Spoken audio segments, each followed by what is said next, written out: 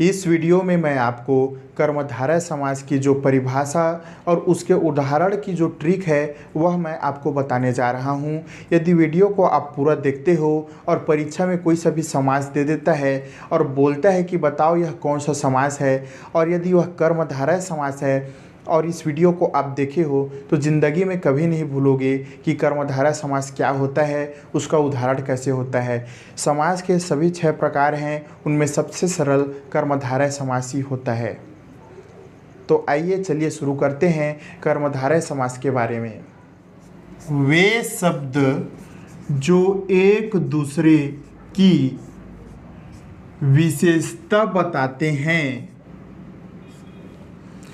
कर्मधारय समास कहलाते हैं। वे शब्द जो एक दूसरे की विशेषता, यहाँ पे ध्यान रखेंगे, विशेषता का मतलब है कि विशेषण, एक दूसरे की विशेषता बताते हैं, विशेषण वाले शब्द पाए जाते हैं, वहाँ पे कर्मधारय समास होता है। जैसे कि इसका एक एग्जाम्पल बता देता हूँ, वहाँ से आपको और अच्छे से क्लियर हो जाएगा। जैसे कि एक उदाहरण देखूं, वह उदाहरण है मृगनयनी। मृगनयनी। अब यहाँ पे देखेंगे कि मृगनयनी जो लिखा हूँ यहाँ 2 शब्द हैं, ध्यान देंगे। यही कर्मधारय की विशेषता होती है कि कर्मधारय में 2 शब्द पाए जाते हैं और वे शब्द एक दूसरे की विशेषता बताते हैं। तो देख सकते हैं कि मृग और नयनी दोनों शब्द एक दूसरों की विशेषता बता रहे हैं। तो इसका समास विग्रह क्या हो जाएगा? इसका समास विग्रह हो जाएगा मृग के समान, मृग के समान नयन। क्या होता है? सामान्य तौर पे हम किसी को यदि उसकी आँख अच्छा दिख रही है और वह लड़की है तो बोल देते हैं मृग नयनी, यानी कि उसका आँख मृग अर्थात हिरण के समान दिखाई दे रहा है। तो यही होता है हमारा कर्मधारय समास में कि उनके शब्द एक दूसरे शब्दों की विशेषता बताते हैं।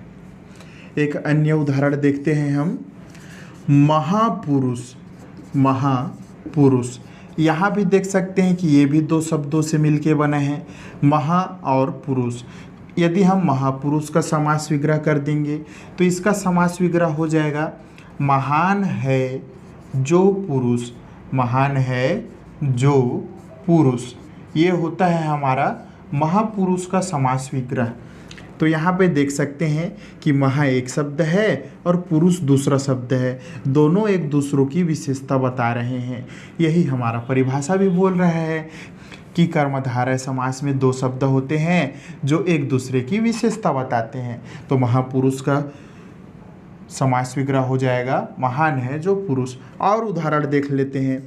इसके जितने भी उदाहरण होंगे सभी में 2-2 शब्द पाए जाएंगे और उसके दोनों ही शब्द एक दूसरे की विशेषता बताते जाएंगे। जैसे कि नरसिंह।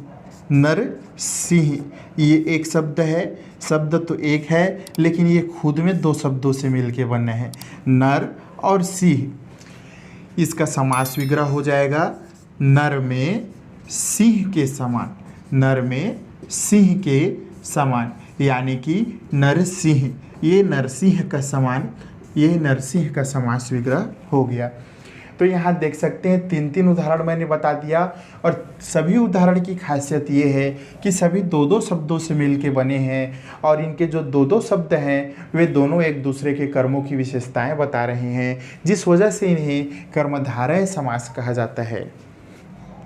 एक शब्द दूसरे शब्द की कर्मों को धारण किए होते हैं, जिस वजह से कर्म का धारण करने के कारण कर्मधारय समास कहा जाता है। इसके और कुछ उदाहरण देख सकते हैं, जैसे कि महात्मा। महात्मा का समास विग्रह क्या हो जाएगा? महान है जो आत्मा। दुर्जन। दुर्जन। दुर्जन का समास विग्रह क्या हो जाएगा? दुष्ट है जो जन। महात्मा भी 2 शब्दों से मिलके बना है, महान और आत्मा। दुर्जन भी 2 शब्द से मिलके बना है, दुष्ट और जन।